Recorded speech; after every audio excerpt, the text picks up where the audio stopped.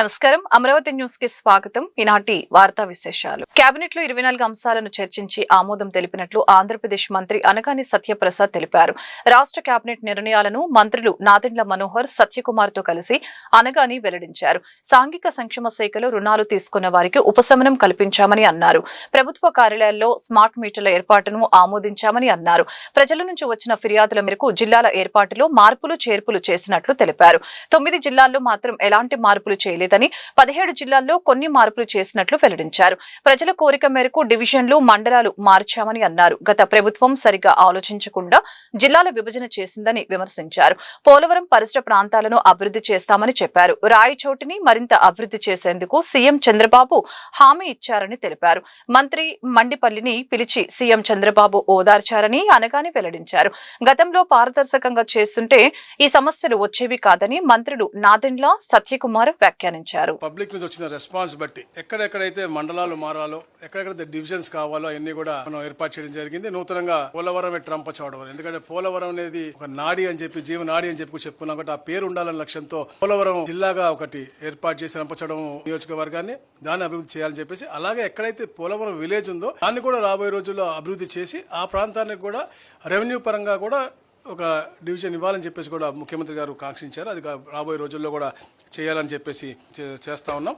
దాదాపుగా 25 మార్పులతో మనకి ఈ 17 జిల్లాలు మనం చేశాము. గూడూరులో నుండి 3 మండలాల్ని నెల్లూరులో తీసుకురావటం. ఎప్పటి నుంచో గూడూరు ప్రజలు నెల్లూరుకి చాలా దగ్గరగా ఉన్నాం, మేము తప్పకుండా అటు వెళ్ళాలని చెప్పేసి వారు కోరారు. అందుకనే కోట, చిలకూరు మండలం, గూడూరు మండలం మనం నెల్లూరుకు తీసుకొస్తాను. అలాగే కింద ఉన్నటువంటి 2 మండలాన్ని మనం తిరుపతిలో పెడతా ఉన్నాం. దాని ద్వారా ఏమవుతుందంటే దుగ్గరాజపట్నం పోర్ట్ కిందకు ఉంటుంది తిరుపతి జిల్లాలో. ఏదో రంపచోడవరం ముందు ముఖ్యంగా చెప్పాను నేను, ట్రైబల్స్ వారి యొక్క అభివృద్ధి అనేది ఎక్కడ కూడా కుంట పడకూడదు. అక్కడ మంచి పరిపాలన లక్ష్యంతోనే ఒకే పార్లమెంట్లో 3 జిల్లాలు అయినప్పటికీ కూడా అది తప్పకుండా ఏర్పాటు చేయాల్సిన అవసరం ఉంది అనే లక్ష్యంతోనే ఈ కార్యక్రమం చేపట్టారు. రంపచోడవరం అలాగే ముంపు ప్రాంతంలో ఉన్నటువంటి ఆ మండలాలు కూడా తప్పకుండా చేయాలి, అభివృద్ధి చేయాలి లక్ష్యంగా రంపచోడవరంని ఒక మంచి జిల్లాగా మనం ఈరోజు చేయడం జరిగింది. అలాగే సామర్లకోట మండలాన్ని పెద్దాపురంకి మార్చడం, అంటే కలిపి అటు మండలం మార్చడం. మండపేట ప్రజలు ఎప్పటి నుంచో కాంక్షిస్తా ఉన్నారు, రాజమండ్రి కూతవేటి దూరంలో ఉంటాం మేము, రాజమండ్రిలో మమ్మల్ని కలపాలి అనేది. అది గతంలో చాలా రిప్రజెంటేటివ్ వచ్చినాయి, అది కూడా చేయడం జరిగింది. ఏదైతే మనకి వెస్ట్ గోదావరిలో ఉన్నటువంటి పెనుగొండ గ్రామాన్ని వాసవి పెనుగొండగా మార్చాలని చెప్పేసి ఎప్పటి నుంచో కాంక్షిస్తా ఉన్నారు.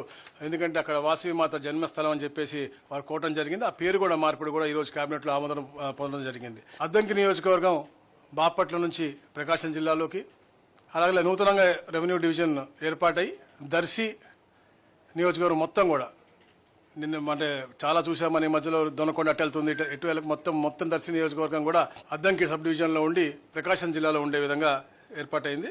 మార్కాపురం, కనిగిరి, ఎర్రగొండపాలెం అలా గిద్దలూరు కలిపి నూతన జిల్లా ఏదైతే ఎప్పటి నుంచో అందరూ కాంక్షిస్తా ఉన్నారు ప్రాంత ప్రజలు, వాళ్ళందరి కళలు సాకారం అయ్యే విధంగా ఒక అభివృద్ధి చేయబడే విధంగా ఈ యొక్క కార్యక్రమం చేయడం జరిగింది.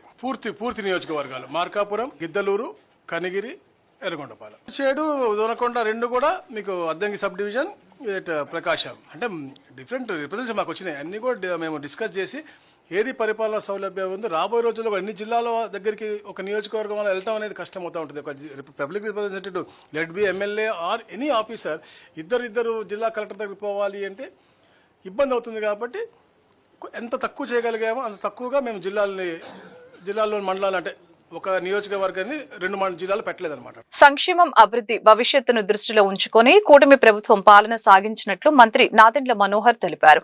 గ్రామ, వార్డు సచివాలయాల పేర్లను స్వర్ణ గ్రామం, స్వర్ణ వార్డుగా మారుస్తూ కేబినెట్ ఆమోదం తెలిపింది. ఆ ప్రభుత్వం కొంతవరకు సరైన ఒక సిస్టమ్ ఏర్పాటు చేయకుండా చేశారు. ఆ మార్పు కూడా తీసుకొచ్చి ఈరోజు కేబినెట్లో స్వర్ణ గ్రామం, స్వర్ణ వార్డు అనేది ఈరోజు మా కేబినెట్ దీనికి పూర్తిగా మద్దతు పలికింది. రాష్ట్రంలో ఉన్న రహదారులకి ఈ రోజు వరకు 1200 కోట్లు, అదేవిధంగా కొత్తగా 2500 కోట్ల రూపాయల వరకు మంజూరు చేసి రహదారుల మరమ్మతుల కోసం రాష్ట్ర వ్యాప్తంగా ఒక మంచి పరిపాలన తీసుకొచ్చే విధంగా ముందుకెళ్ళాం.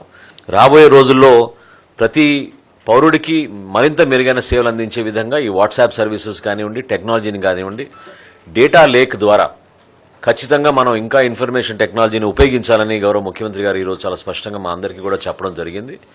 ఐటీ సర్వీసెస్ ఇంకా ఎనేబుల్ చేసి మరింత ఉపాధి కల్పించే విధంగా ఏ విధంగా మెగా డిఎస్సి చేశామో, ఏ విధంగా పోలీస్ కానిస్టేబుల్స్ని రిక్రూట్మెంట్ జరిగిందో వాటిపైన కూడా దృష్టి సారించి తప్పకుండా ఆంధ్రప్రదేశ్లో ఒక మంచి పరిపాలన, రూల్ ఆఫ్ లా ఎస్టాబ్లిష్ చేసే విధంగా లా అండ్ ఆర్డర్ నంబర్ 1 ప్రయారిటీగా మేము తీసుకుని, ఎస్పెషలీ గంజాయి పైన మేము చేసిన యుద్ధం, అదేవిధంగా ఒక చైతన్యం తీసుకురావడానికి మేము చేసిన మార్పులు, వీటన్నిటిని కూడా బేస్ చేసుకుని రాష్ట్ర వ్యాప్తంగా 3 ప్రాంతాలుగా మనం విభజించుకుని, ఒక పక్క విశాఖపట్నం నుంచి పశ్చిమ గోదావరి వరకు మనం ఒక క్లస్టర్గా తీసుకుని ఇండస్ట్రియల్ డెవలప్మెంట్ రావాలి, ఈ 3 సెక్టర్స్లో కూడా రావాలనే ఉద్దేశంతో గౌరవ ముఖ్యమంత్రి గారు ఈరోజు వివరించారు. కొత్తగా రాబోయే సంవత్సరంలో మరింత స్పీడ్ ఆఫ్ డూయింగ్ బిజినెస్ని మేము ఏ విధంగా తీసుకొచ్చామో, స్పీడ్ ఆఫ్ డెలివరింగ్ గవర్నెన్స్ కూడా ఆ విధంగానే తీసుకొచ్చి ఒక అద్భుతమైన మార్పు మన రాష్ట్రంలో తీసుకొచ్చే విధంగా మేము ముందుకెళ్తామని ఈ సందర్భంగా మీ అందరికి కూడా తెలుపుకుంటాం. వేలంపేటలోని పేద కుటుంబాల కోసం ప్రత్యేక ప్రాజెక్టు చేపడతామని, ఆ ప్రాజెక్టు ద్వారా వీలైనంత త్వరగా ఇండ్ల నిర్మాణం పూర్తి చేసి ఇస్తామని రాష్ట్ర పురపాలక శాఖ మంత్రి నారాయణ తెలిపారు. విశాఖపట్నంలోని దక్షిణ నియోజకవర్గం ఎమ్మెల్యే వంశీకృష్ణ శ్రీనివాస్ తో కలిసి వేలంపేటలో ఆయన సోమవారం పర్యటించారు. పర్యటనలో మంత్రి వెంట mayor Peela Srinivasarao, deputy mayor Govindareddy ఉన్నారు. అందులో భాగంగా పూర్ణ మార్కెట్ సమీపంలోని వేలంపేటల్ని స్లమ్ ఏరియాలో నివసిస్తున్న వారి ఇండ్లకు స్వయంగా వెళ్లారు. ఇంట్లో వారిని పలకరించి వారి సమస్యల్ని స్వయంగా తెలుసుకున్నారు. ఈ సందర్భంగా నివాసితులు మాట్లాడుతూ తమకు సరైన నివాసాలు లేవని, దానివల్ల ఎండా వానాకాలంలో అవస్థలు పడుతున్నట్లు మంత్రికి వివరించారు. తమకు పక్కా ఇండ్లను నిర్మించివ్వాలని కోరారు. ఏదైతే వెలంపేట జోన్ 4 లో స్లమ్ ఏరియా ఉందో ఆ స్లమ్ ఏరియాని విజిట్ చేయడం జరిగింది. అయితే వాళ్ళ పరిస్థితి చూస్తే చాలా నిజంగా దారుణం. ఒక 6 చదరపు అడుగుల్లోనే దాంట్లోనే ఒక కుటుంబం ఉంటుంది. ఇక్కడ దాదాపు 177 మంది 50 సంవత్సరాల పైగా ఉంటున్నారు. అందులో 162 మంది సెల్ఫ్ హెల్ప్ గ్రూప్ వాళ్ళు ఉన్నారు. అయితే దీని విషయమే యాక్చువల్ గా గతంలో ముఖ్యమంత్రి గారు విశాఖపట్నం వచ్చినప్పుడు వారు చెప్పడం జరిగింది. ఎక్కడైతే స్లమ్స్ ఉన్నాయో ఆ స్లమ్స్ అన్నింటినీ మార్చాలి, దాని మీద మీరు వర్కౌట్ చేయండి అని ఆయన ఆదేశించారు. ఎమ్మెల్యే గారు అనేక సార్లు నాకు అడగటం జరిగింది. అయితే దీన్ని ఏ విధంగా చేయాలనేది అధికారులతో కూర్చొని డిస్కస్ చేసి మరొకసారి ముఖ్యమంత్రి గారితో కూడా, ఎందుకంటే వాళ్ళ పరిస్థితి చాలా దారుణం. వాళ్ళందరూ ఎక్కువగా ఇప్పుడు వాళ్ళు కూలి నాలి చేసుకునే వాళ్ళు, నెలకి 6,000, 7,000, 8,000 సంపాదించుకునేవాళ్ళు యాక్చువల్గా. అటువంటి పరిస్థితిలో ఉండేవాళ్ళు 177 మంది. వాళ్ళకి ఏం చేయాలనే దానికి ఒక ప్లాన్ చేసుకుని ఖచ్చితంగా ఈ స్లమ్ని వీలైనంత తొందరలో వాళ్ళకి ఇల్లు కట్టించేది చేస్తాం. దీన్ని ముఖ్యమంత్రి గారితో కూడా ఒకసారి మాట్లాడతాం. ఎందుకంటే ఇవి స్పెషల్ ప్రాజెక్ట్ కింద టేకప్ చేయాలి. అంటే రెగ్యులర్ ప్రాజెక్ట్ కింద టేకప్ చేయలేము, స్పెషల్ ప్రాజెక్ట్ కింద టేకప్ చేయాలి. కాబట్టి ముఖ్యమంత్రి గారితో మాట్లాడి వీలైన తొందరలో దీని మీద డెసిషన్ తీసుకుని ముందుకు పోవడం జరుగుతుంది. మంత్రి గారు విజిట్ చేసి వాళ్ళ కష్టాలు తీర్చబోతున్నందుకు నియోజకవర్గంలో మేజర్ సమస్య ఇది. ఈ సమస్యను తీర్చున్నందుకు అన్నగారికి ప్రత్యేకమైన ధన్యవాదాలు తెలియజేస్తా ఉన్నాం. ఈ లక్ష్మీనగర్ లేఅవుట్ మారితే ఈ నియోజకవర్గ స్వరూపం మారుతుంది. ఇలాగ ఇంకొక 5 ప్రాజెక్టులు ఉన్నాయి. అవి కూడా అన్నగారి ద్వారా అవన్నీ ఆ రోజు ఎలక్షన్ ముందు కమిట్మెంట్స్, అవి కూడా ఇలాగ హౌసింగ్ కట్టి ఈ నియోజకవర్గం ఒక మోడల్ నియోజకవర్గంగా అవుతుంది. బంగ్లాదేశ్ చొరబాటుదారులు అస్సాంలోనే కాకుండా దేశంలో ఎక్కడున్నా పంపించేస్తామని కేంద్ర హోంమంత్రి అమిత్ షా పేర్కొన్నారు. అస్సాంలో నిర్వహించిన బహిరంగ ర్యాలీలో పాల్గొన్న అమిత్ మాట్లాడుతూ పొరుగు దేశం నుంచి రాష్ట్రంలోకి చొరబడిన బంగ్లాదేశీయులు ఇక్కడి ప్రజల సంస్కృతి, గుర్తింపులపై బెదిరింపులకు పాల్పడుతున్నారని అన్నారు. అటువంటి వారిని కాంగ్రెస్ ఓటు బ్యాంకుగా భావిస్తుందని చెప్పారు. ఆ ఓటు బ్యాంకుకు రక్షించుకునేందుకే ప్రతిపక్ష కూటమి ఓటరు జాబితా ప్రత్యేక ముమ్మర సవరణ ఎస్ఈఆర్ ను వ్యతిరేకిస్తుందని ఆరోపించారు. भारतीय जनता पार्टी का संकल्प है न केवल आसाम, पूरे देश से चुन चुन कर हम घुसपैठिए को निकालने का काम करेंगे, चुन चुन कर।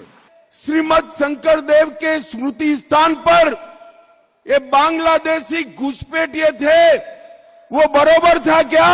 मैं बहुत मनपूर्वक बधाई देना चाहता हूं। इन्होंने इन पवित्र स्थान से घुसपैठियों को निकालकर फिर से नामघर की स्थापना करने का काम किया है। बीघा से ज्यादा भूमि घुसपैठियों से मुक्त कराई गई है। ये कांग्रेस सरकार इतने साल रही, उन्होंने असम आंदोलन के शहीदों के लिए कुछ రోడ్డు ప్రమాదాలపై జగ్గంపేట పోలీసులు వినూత్న ప్రచారం చేపట్టారు. యమధర్మరాజు చిత్రగుప్తుని వేషధారణలో జగ్గంపేట ప్రధాన కూడలిలో వాహనదారులకు ప్రమాదాలపై అవగాహన కల్పించారు. ద్విచక్ర వాహనాలపై వెళ్లే ప్రతి ఒక్కరూ హెల్మెట్ ధరించండి, మద్యం సేవించి వాహనాలను నడపకూడదని, ఒకే వాహనంపై ఇద్దరికి మించి ఎక్కువ మంది ప్రయాణించి ప్రమాదాలకు గురి కావద్దని హెచ్చరికలు జారీ చేశారు. అదేవిధంగా మైనర్లకు వాహనాలను ఇచ్చి ప్రాణాల మీదకు తీసుకోవద్దని వారి తల్లిదండ్రులకు సూచించారు. అది లేకుంటే నీ జీవితమే అస్తవ్యస్తం. నిర్లక్ష్యం నీ పత్రానికి తొలిమెట్టు, పత్రానికి నీకు బ్రతుకు తాకట్టు. నిర్లక్ష్యం నీ పత్రానికి తొలిమెట్టు, నీ బ్రతుకు తాకట్టు. రోడ్డు భద్రతపై మనసు పెట్టరా, ప్రమాదాలను అడ్డుకుంటారా. ఒక సెకండ్ పాటు నీ నిర్లక్ష్యం నీ విలువైన జీవితానికి ముగింపు. మైనర్లకు డ్రైవింగ్ ఇవ్వకండి, వారి ప్రాణాలకు ముగింపును పలకకండి.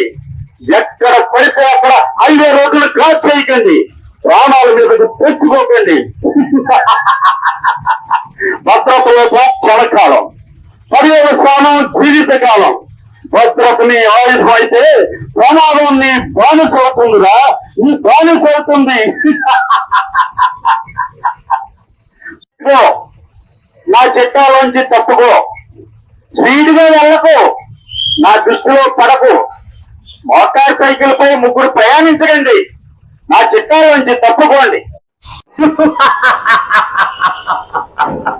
అతివేగం వద్దురా, ప్రాణం ముద్దు, హెల్మెట్ ధరించు, మరణాన్ని జయించు. నేను చెప్పేది లిఖించు, మానవులకు వినిపించు. ఇద్దరికంటే ఎక్కువ మోటార్ సైకిల్ పై ప్రయాణం వద్దు, నిండు ప్రాణం ముద్దు. ఒరి మానవ, మద్యం తాగి వాహనం నడిపితే నా దగ్గరకే వచ్చేస్తాం, దానికి నేస్తాం. అది లేకుంటే నీ జీవితం అస్తవ్యస్తం. నిర్లక్ష్యం నీ పతనానికి తొలిమెట్టు, పెట్టకు దానికి నీ బ్రతుకును తాకట్టు. భద్రతపై మనసు పెట్టరా, ప్రమాదాలను అరికట్టరా. ట్రాఫిక్ నియమాలను పాటించండి, రోడ్డు ప్రమాదాలను నివారించండి. నిదానమే ప్రధానం, వేగం కన్నా ప్రాణం నిన్న. చిత్రగుప్త లిఖించు, జనానికి తెలియజేయి. ఒక సెకండ్ పాటు నీ నిర్లక్ష్యం నీ విలువైన జీవితానికి ముగింపు. మైనర్లకు డ్రైవింగ్ ఇవ్వకండి, వారి ప్రాణాలకు ముగింపు పలకకండి. ఎక్కడ పడితే అక్కడ 5 రోడ్డులు క్రాస్ చేయకండి, ప్రాణాల మీదకు తెచ్చుకోకండి. భద్రత లోపం క్షణకాలం, పర్యవసానం జీవితకాలం. భద్రతని ఆయుధం అయితే ప్రమాదం నీ బానిస అవుతుందిరా మానవ. ప్రభు. తెలంగాణ అసెంబ్లీ సమావేశాలు ప్రారంభమైన మొదటి ఆసక్తికర పరిణామం చోటు చేసుకుంది. అసెంబ్లీ ప్రాంగణంలో బీఆర్ఎస్ అధినేత మాజీ సీఎం కేసీఆర్ ను ముఖ్యమంత్రి రేవంత్ రెడ్డి కలిసి కరచాలనం చేశారు. ఇక సమావేశాలు ప్రారంభమైన కొద్దిసేపటికే కేసీఆర్ సభ నుంచి వెళ్లిపోయారు. కాగా మీడియాతో చిట్చాట్ లో సీఎం రేవంత్ రెడ్డి మాట్లాడారు. నేను కేసీఆర్ మాట్లాడుకున్న వివరాలు అక్కడ అడగండి, అక్కడ అడగాల్సిన విషయాలు ఇక్కడ అడగటం ఎందుకు అని ప్రశ్నించారు. కేసీఆర్ ను కలవటం ఇది రెండోసారి, మొదటిసారి కాదని సూచించారు. హాస్పిటల్లో ఉన్నప్పుడు కూడా కలిశాను అని రేవంత్ రెడ్డి పేర్కొన్నారు. చంద్రబాబు ప్రభుత్వంపై వైఎస్ఆర్సీపీ ఎంపీ వైఎస్ అవినాష్ రెడ్డి మండిపడ్డారు. 18 నెలల పాలనలో కూటమి ప్రభుత్వం ఏం చేసిందంటూ నిలదీశారు. చంద్రబాబు ప్రభుత్వం వచ్చాక 5 లక్షల మంది పెన్షన్లు కట్ చేశారు. రైతు భరోసా, నిరుద్యోగ భృతి హామీలు ఏమయ్యాయి? మెడికల్ కాలేజీల ప్రైవేటీకరణతో ప్రజలు నష్టపోతారు అని అవినాష్ రెడ్డి పేర్కొన్నారు. పేదలందరికీ రేషన్ బియ్యం అందాలన్నది తమ ఆలోచన. 8,000 ఇళ్లను పూర్తి చేసి పేదలకు అందచేయాలన్న అవినాష్ రెడ్డి 480 కోట్ల రూపాయలతో వాటర్ గ్రిడ్ పథకం ప్రారంభించింది మేమే. వాటర్ గ్రిడ్ స్కీమ్ కి వైఎస్ జగన్ శంకుస్థాపన చేశారని గుర్తు చేశారు. పాపాగ్ని నది నుంచి ఇసుకను అక్రమ రవాణా చేస్తున్నారు. దొంగతనాలు, మట్కా, జూదం విచ్చలవిడిగా జరుగుతున్నాయని ధ్వజమెత్తారు. 10,000 ఇల్లు, దాదాపు 8 నుంచి 9,000 ఇల్లు. ఈ ఇళ్లకు సంబంధించి ఈ 18 మాసాల్లో ఎటువంటి పురోగతి లేదు. కనీసం 1 లక్ష రూపాయల పని కూడా జరగలేదు. ఆ ఇల్లు కంప్లీట్ చేసి పేదలకు అప్పగించండి. ఆ ఇల్లు గతంలో ఒక దశకు తెచ్చిన రాక్రీట్ సంస్థ ఏదైతే, రాప్తాడు ప్రకాష్ రెడ్డి వాళ్ళ సంస్థ ఏదైతే ఉందో, ఆ సంస్థ పులివెందులతో పాటు అనేక చోట్ల వాళ్ళు ఈ వర్కులు చేసినారు. వాళ్ళకు పెండింగ్ బిల్స్ ఉన్నాయి. ఆ పెండింగ్ బిల్స్ రావాలన్న కారణంతో వాళ్ళు హైకోర్టుకు పోయి స్టే తీసుకొచ్చినారు. కానీ ఇక్కడ విషయం ఏంటంటే నేను హౌసింగ్ అధికారుల దృష్టికి ఎండి దృష్టికి కూడా గతంలో తీసుకెళ్ళిన, ఇప్పుడు సంవత్సరం క్రితమే తీసుకెళ్ళిన. పులివెందుల హౌసింగ్ కాలనీ వరకు పేమెంట్ ఇవ్వాల్సిన దానికంటే ఇంకా ఒక 10 రూపాయలు ఎక్స్ట్రా పేమెంటే జరిగింది. హౌసింగ్ కార్పొరేషన్ ఎండి ఈ ప్రభుత్వంకు కొంచెమైనా పులివెందుల మీద చిత్తశుద్ధి ఉంటే పులివెందుల హౌసింగ్ కాలనీకి మేము ఇంకా పేమెంట్ ఎక్సెసైజ్ చేసినాము, ఇక్కడ ఎటువంటి పెండింగ్ పేమెంట్ లేదు. కాబట్టి కోర్టు ఏదైతే స్టే ఇచ్చిందో ఆ స్టే నుంచి పులివెందుల హౌసింగ్ కాలనీని మాత్రం వెకేట్ చేయండి అని చెప్పి ఒక చిన్న అఫిడవిట్ వేస్తే గన హౌసింగ్ కార్పొరేషన్ వాళ్ళు పులివెందుల హౌసింగ్ కాలనీని అందులో నుంచి వెకేట్ చేస్తారు, ఆ కోర్టు స్టే నుంచి. ఆబ్వియస్గా ఇక్కడ పనులు ముందుకు కదిలే అవకాశం ఉంటుంది, కంప్లీట్ అయ్యి పేదలు అందులో చేరే అవకాశం కూడా ఉంటుంది. ఆ విషయమై మా వాళ్ళు ప్రభుత్వం దృష్టికి తీసుకెళ్తే అది పట్టించుకోవడంలా. ఇప్పుడు కూడా చెప్తా ఉన్నాం, చాలా సింపుల్ ఇష్యూ అది. మీరు ఒక అఫిడవిట్ కోర్టుకు వేయండి, పులివెందులలో పేమెంట్ పూర్తిగా వచ్చింది కాబట్టి పులివెందులను వెకేట్ చేయండి, కోర్టు స్టే నుంచి వెకేట్ చేయండి అని చెప్పి హైకోర్టు దృష్టికి తీసుకోకపోతే తప్పకుండా కోర్టు వెకేట్ చేస్తుంది, పులివెందుల హౌసింగ్ కాలనీని ఎగ్జామ్ చేస్తుంది. ఆబ్వియస్గా ఇక్కడ పనులు ముందుకు తీసుకెళ్ళొచ్చు. ఆ విషయంలో మీకు ఎటువంటి చిత్తశుద్ధి లేదు. 18 మాసాలు అవుతుంది కేవలం మమ్మల్ని విమర్శించడం తప్ప మీరు సాధించింది శూన్యం, ఏమీ లేదు. మూడవది అతి ముఖ్యమైనది, మా వాళ్ళు మా చైర్మన్ గారి ఆధ్వర్యంలో నియోజకవర్గ మొత్తానికి సంబంధించిన వాటర్ గ్రిడ్ పనుల గురించి ఆర్డీఓ గారిని కలిసినారు. జగన్మోహన్ రెడ్డి గారు ముఖ్యమంత్రిగా ఉన్నప్పుడు ఈ నియోజకవర్గంలో ప్రతి ఇంటికి తాగునీరు ఇవ్వాలన్న ఉద్దేశంతో 480 కోట్ల రూపాయలతో వాటర్ గ్రిడ్ స్కీమ్ ని మంజూరు చేసినారు. ఏపీ ముఖ్యమంత్రిగా చంద్రబాబు నాయుడు చేపడుతున్న చర్యలకు ప్రజామోదం లేదని మాజీ మంత్రి వైఎస్ఆర్సీపీ నేత మేరుక నాగార్జున విమర్శించారు. మెడికల్ కాలేజీల ప్రైవేటీకరణపై రాష్ట్రంలో ఉద్యమం జరిగిందని, ప్రైవేటీకరణ వలన పేదలు తీవ్రంగా నష్టపోతున్నారని చెప్పారు. ఈ రోజు తాడేపల్లి వైఎస్ఆర్సీపీ కేంద్ర కార్యాలయం నుంచి మాట్లాడిన ఆయన, మెడికల్ కాలేజీల ప్రైవేటీకరణపై రాష్ట్రంలో ఉద్యమం జరిగింది, అయినా చంద్రబాబు తన ఆలోచన విధానాన్ని మార్చుకోలేదు. ప్రైవేటీకరణ వలన పేదలు తీవ్రంగా నష్టపోతారు. మెడికల్ కాలేజీల కోసం ఏ కాంట్రాక్టర్ కూడా రాలేదని అన్నారు. రాజ్యాంగంలో పొందుపరిచినటువంటి అంశాలు ఈ రాష్ట్రంలో ఉన్న పేద ప్రజల యొక్క స్థితిగతులు మెరుగుపడాలా అంటే, స్థితిగతులు అంటే ఆరోగ్యం గాని, చదువు గాని, ఐశ్వర్యం గాని, సామాజికంగా వాళ్ళ అప్లిప్మెంట్ అవసరం అనేది రాజ్యాంగం చెప్తా ఉంది. ఆ రాజ్యాంగానికి మీరు లోబడి మీరు పరిపాలన చేయాలే తప్ప మీరు కక్షలు కార్పణ్యాలతోనూ, మీరు అవినీతితోనూ, అస్థిత పక్షపాతంతోనూ రాజకీయాలు చేస్తే ఇలాగే ఉంటుంది. ఈరోజు మెడికల్ కాలేజీలకు సంబంధించి ఒక కాంట్రాక్టర్ కూడా ఒక ప్రామినెంట్ పర్సనాలిటీ వచ్చి బిడ్లో పాల్గొనడానికి భయపడ్డారంటే ప్రజల యొక్క కోపానికి, అగ్నికి ఆహుతవుతామనే ఒక ఆలోచన వచ్చింది. కానీ మీరేం చేస్తారో తెలుసా? మీరు తెలివిగా మీ పత్రికల్లోనూ మీకు సంబంధించిన మీడియాలోనూ కిమ్స్ వచ్చేస్తుంది, కిమ్స్ వాళ్ళు బిడ్డేస్తున్నారని చెప్పారు. చివరికి వాళ్లే స్వయంగా వచ్చి లేదు లేదు మాకు సంబంధం లేదని చెప్తే కిమ్స్ లో పనిచేసే ఒక డాక్టరు చివరికి మీకు దొరికాడు. ఉదాహరణకి ఆదోని ప్రాంతం అంటే పేదరికము, కరువు, వెనుకబడినటువంటి ప్రాంతం. ఆ ప్రాంతంలో మెడికల్ కాలేజీ పెట్టాలని ఒక గొప్ప ఆలోచన రావటమే జగన్మోహన్ రెడ్డి గారి యొక్క మనసులో ఉన్నటువంటి ఆ తృష్ణ. పేద ప్రజల యొక్క స్థితిగతులు రాజ్యాంగబద్ధంగా మెరుగుపడాలంటే పేదవారు ఎక్కడున్నారు, ఎక్కడ కరువు ఉంది, ఎక్కడ పేదవారికి సహాయం చేయాలని ఒక ఆలోచన. ఆ ప్రాంతంలో మెడికల్ కాలేజీ పెట్టాలని, ఆ ప్రాంతంలో చదువులమ్మ తల్లి ఓలలాడాలని, మెడికల్ డాక్టర్లు చాలా మంది ఆ ప్రాంతంలో చదువుకోవాలని, ఆ ప్రాంతంలో అభివృద్ధి చెందాలని, తద్వారా ఆరోగ్యవంతుల్ని అవటానికి ఈ మెడికల్ కాలేజీ ఈ డాక్టర్లు బ్రహ్మాండంగా వైద్యం చేసి ఆరోగ్యాన్ని పేద ప్రజలకు మెరుగుపరుస్తారని ఒక ఆశతో ఆందోళన పెడితే చివరికి దక్కడ టెండర్ ఇటాకి ఒకే ఒక్క వ్యక్తి వస్తే ఆ టెండర్ని మీరు ఖరారు చేయటం అంటే ఈ రాష్ట్రంలో మీరు తీసుకున్న నిర్ణయం ఎంత ప్రజామోదం కానిదో అర్థమవుతా ఉంది. చంద్రబాబు నాయుడు గారు నిజంగా మీ ఆలోచన ఏంటని అడుగుతా ఉన్నాం. మీ ప్రభుత్వం ఎటుపోతా ఉందని అడుగుతా ఉన్నాం. గుంటూరు జిల్లా ఎస్పీ వకుల్ సిందల్ ఆధ్వర్యంలో జిల్లా ఎస్పీ కార్యాలయంలోని కాన్ఫరెన్స్ హాల్లో వార్షిక మీడియా సమావేశం నిర్వహించడం జరిగింది. ఈ సందర్భంగా ఎస్పీ మీడియాతో మాట్లాడుతూ 2024 సంవత్సరంలో 10,252 కేసులు నమోదయ్యాయని చెప్పారు. 2025 సంవత్సరంలో మొత్తం 8,937 నేరాలు నమోదయ్యాయని తెలిపారు. 2024 సంవత్సరంతో పోలిస్తే 2025 సంవత్సరంలో గుంటూరు జిల్లా పోలీసు వారు చేసిన కృషి ఫలితంగా నేరాలు 13% తగ్గాయని చెప్పారు. 2025 సంవత్సరంలో వేరువేరు అంశాలపై అనగా గంజాయి సేవించుట, అమ్ముట, సరఫరా చేయటం వలన కలుగు దుష్పరిణామాల గురించి ప్రజలకు అవగాహన కల్పించామని తెలిపారు. క్రిమినల్ కేసుల పట్ల అవగాహన, క్రిమినల్ కేసులలో పాల్గొనేందుకు కలుగు నష్టం, రౌడీలపై నిరంతర నిఘా మరియు PD act, PIT, NDPS act ద్వారా వారిపై కంట్రోల్ చేయటం, ట్రాఫిక్ రూల్స్ మరియు వాటిని ఉల్లంఘించినందున జరిగే ప్రమాదాలు, సదరు ప్రమాదాల వలన కుటుంబాలకు జరిగిన నష్టాల గురించి అవగాహన కల్పించామని తెలిపారు. ప్రతి సంవత్సరం లాగా ఈ సంవత్సరం కూడా ఈ 2025లో పోలీస్ డిపార్ట్మెంట్ పనితీరు ఎలా ఉంది, క్రైమ్ తగ్గిందా పెరిగిందా, ఎటువంటి క్రైమ్లో ఎలాంటి పరిణామాలు ఉన్నాయి అని చెప్పడానికి యాన్యువల్ ప్రెస్ మీట్ ఈరోజు ఏర్పాటు చేయడం జరిగింది.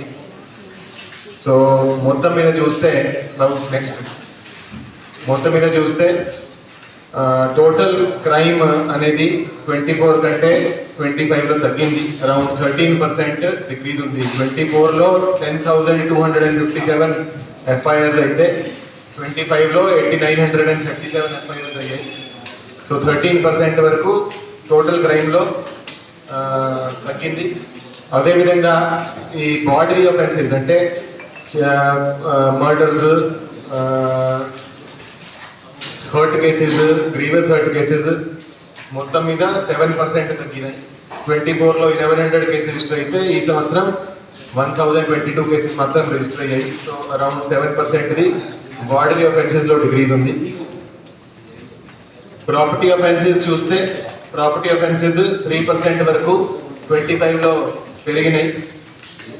సో 1,054 ఆఫెన్సెస్ రిజిస్టర్ అయితే 24లో, 25లో 1,090 ఆఫెన్సెస్ రిజిస్టర్ అయ్యాయి. కానీ ప్రాపర్టీ ఆఫెన్సెస్ ఆల్మోస్ట్ సిమిలర్ మేనర్లోనే ఉన్నాయి, ఆల్మోస్ట్ సేమ్ స్కేల్లోనే ఉన్నాయి. కానీ డిటెక్షన్ బాగా 25లో పెరిగింది. సో